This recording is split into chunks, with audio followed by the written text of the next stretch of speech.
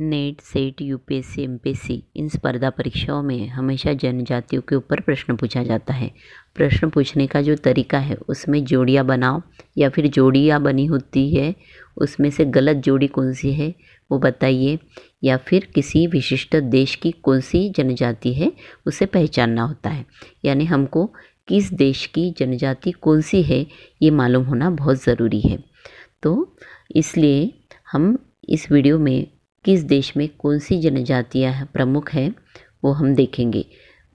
विशिष्ट देश की जो जनजातियाँ होती है वो उस प्रदेश की मूल निवासी होते हैं। तो चलिए देखते हैं विश्व की प्रमुख जनजातियाँ। विश्व की प्रमुख जनजातियों में वर्ल्ड ट्राइब्स में सबसे पहले हम देखेंगे एस्किमो।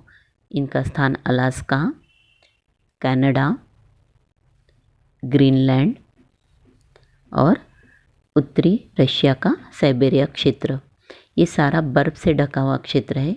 यहाँ एस्किमो बर्फ़ के घर यानी इग्नू में रहते हैं। मवेशी पालन में यानी पशुपालन में उनका मुख्य जो प्राणी है वो है रेंडियर।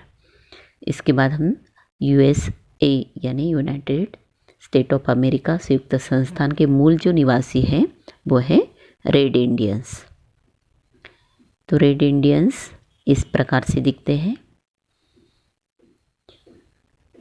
उत्तरी अमेरिका का जो दक्षिणी क्षेत्र है वो मेक्सिको का है। मेक्सिको में माया सभ्यता के लोग रहते थे, यानी माया जनजाति के लोग यहाँ पाए जाते हैं। इनकी जो पॉटरी थी उसके लिए वो ज़्यादा प्रसिद्ध थे। इसके बाद हम देखेंगे दक्षिणी अमेरिका की जनजातियाँ। इसमें सबसे पहले हम देखेंगे ब्राज़ील की जनजाति। ब्राज़ील में बोरो इंडियंस या फिर बोरो जनजातियाँ पाई जाती हैं। ये इस प्रकार से दिखते हैं। ब्राज़ील की और एक जनजाति तेहरिम यहाँ अमेज़न नदी घाटी के क्षेत्र में निवास करती है। तो ये ब्राज़ील के दक्षिण में जो उरुग्वे देश है तथा अर्जेंटीना का जो पंपास का घास वाला क्षेत्र है, यहाँ जो जनजाति पाई जाती है वो है गौचोच। तो ये हो गई उत्तर और दक्षिण अमेरिका की जनजातियाँ। अब देखते हैं अफ्रीका की जनजातियाँ। अफ्रीका में विश्व में सबसे ज़्यादा जनजातियाँ पाई जाती है। उत्तर पूर्व में ये है मोरक्को, ये है अल्जीरिया, बहुत बड़ा देश है, और ये छोटा सा ट्यूनीशिया। ये तीनों देशों में बेरबर्स करके जनजातियाँ पाई जाती हैं। तो बेरबर्स ये जनजाति। इसके बाद अफ्रीका का जो सबसे बड़ा मरुस्थल है, जो विश्व का भी बहुत बड़ा मरुस्थल है, सहारा रेगिस्तान, इस मरुस्थल में तुरेक करके जनजातियाँ पाई जाती है जो इस प्रकार से दिखती है। इसके बाद अफ्रीका के पूर्व की ओर इथोपिया और सूडान जो देश है, ये है इथोपिया और ये सूडान। ये दोनों देशों में नुम्बा और मुर्सी यह जनजातियाँ पाई जाती हैं। मुर्सी लोग इस प्रकार से अपने होठों में एक मिट्टी की थाली रखते हैं, ये इनका कल्चर है।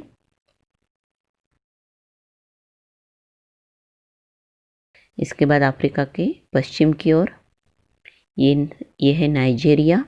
नाइजीरिया में फुलानी ये प्रजातियाँ पाई जाती हैं। ये जनजातियाँ इस प्रकार से दिखती हैं। इसके बाद केनिया और तांजानिया। तो केनिया और ये केनिया है और ये है तांजानिया। तो इस देश में स्वाहिली करके जनजातियाँ पाई जाती हैं। इसके बाद मध्य अफ्रीका, यानी इधर है नाइजीरिया और इधर हम बोल सकते हैं सूडान का कुछ क्षेत्र, इसके बीच में निग्रो ये जनजातियाँ हैं जो मध्य अफ्रीका में पाई जाती है। अब कांगो जो देश है अफ्रीका के पश्चिम की ओर, इस देश में बहने वाली जो ज़ायरे नदी है, इस नदी घाटी का जो क्षेत्र है जिसे कांगो बेसिन कहा जाता है, कांगो घाटी क्षेत्र, यहाँ में पिग्मी यह जनजातियाँ हैं। पिग्मी लोग इस तरह से दिखते हैं। स्वाहिली जो जनजाति का क्षेत्र था केनिया और तांजानिया का, तो केनिया में और एक प्रसिद्ध जनजाति है मसाई। मसाई जो जनजाति है उनका जो व्यवसाय है वो मवेशी पालन है। अफ्रीका की दक्षिण की ओर की कुछ जनजातियाँ देखते हैं। इसमें सबसे महत्वपूर्ण है कलहरी जो मरुस्थल है वहाँ पाए जाने वाली बुशमन। बुशमन ये जो जनजातियाँ हैं वो शिकार करने में माहिर होती है। तीर, धनुष और तीर से ये शिकार करती है। इस प्रकार से दिखती है। इसके बाद कुछ बोट्सवाना और मोज़ाम्बिक में भी जनजातियाँ हैं। यहाँ ज़ूलू करके, ज़ूलू जो जनजातियाँ हैं वो अफ्रीका के नेटाल प्रांत में पाई जाती हैं। इसके बाद यह जो दक्षिण अफ्रीका के पूर्व तटीय जो क्षेत्र है, तो यहाँ बोअर करके जनजातियाँ हैं। और फिर ये कलहरी डेजर्ट से कुछ पश्चिम की ओर ये है खोइसन जनजाति। इसके बाद अफ्रीका की सबसे ज़्यादा फैली हुई और बहुत बड़ा क्षेत्र में फैली हुई ये जनजाति है बांटू। यह नाइजर और कांगो से फिर स्थलांतरित होके पूर्व की ओर और दक्षिण की ओर पूरे अफ्रीका में फैल गई। तो बांटू यह बहुत बड़ा क्षेत्र व्याप्त करती है अफ्रीका का। तो यह है बांटू जनजाति। इसके बाद ये मादागास्कर जो आइलैंड है, यहाँ ऑस्ट्रेशियन जनजातियाँ पाई जाती हैं। यूरोप में कुछ जनजातियाँ हैं, उसमें महत्वपूर्ण है यहाँ स्कैंडिनेविया जो पर्वतश्रेणी का जो क्षेत्र है तथा फिनलैंड का जो क्षेत्र है वहाँ लैप्स करके जनजाति के लोग वास करते हैं। यूरोप में हंगरी का जो क्षेत्र है, तो हंगरी में मैग्रस करके जनजातियाँ हैं।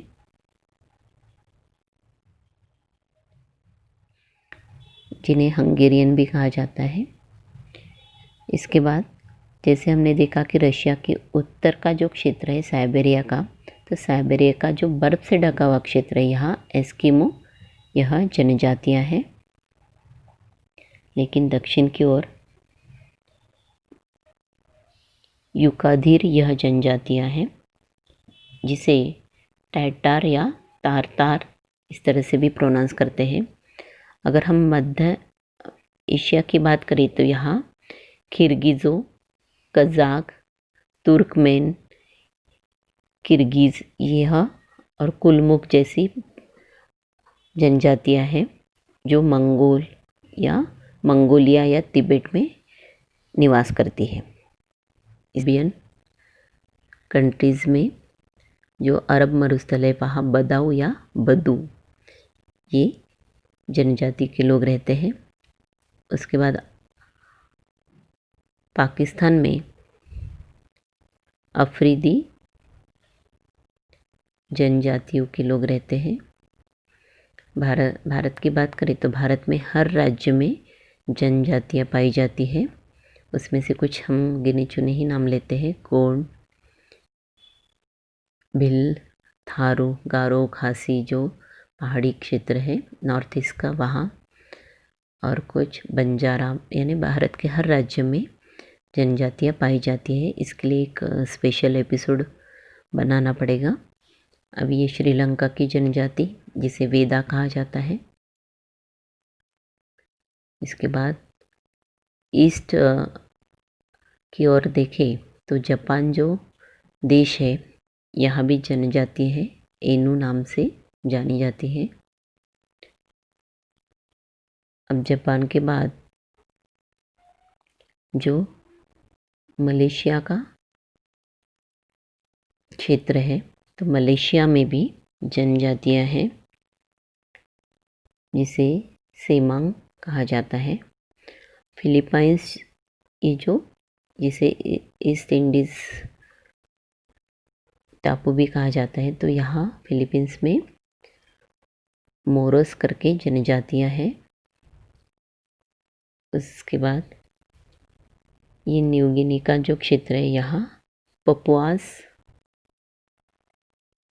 या पापुआस ये जनजाति है।